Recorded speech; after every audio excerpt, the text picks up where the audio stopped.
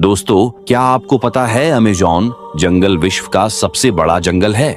इसे पृथ्वी का फेफड़ा भी कहा जाता है। पूरे विश्व की 10% जीव जंतु की प्रजातियां अमेज़न जंगल में ही पाई जाती हैं। यहाँ लगभग 16,000 पेड़ों की प्रजातियां हैं और यह जंगल दुनिया की 20% ऑक्सीजन का निर्माण करता है। ऐसा कहा जाता है कि यह जंगल कई करोड़ों साल पुराना है। इसका अस्तित्व 5.5 करोड़ साल से है। क्या आप यह जानते हैं कि अमेज़न जंगल को एक राष्ट्र घोषित कर दिया जाए तो यह दुनिया का 9वां सबसे बड़ा राष्ट्र होगा।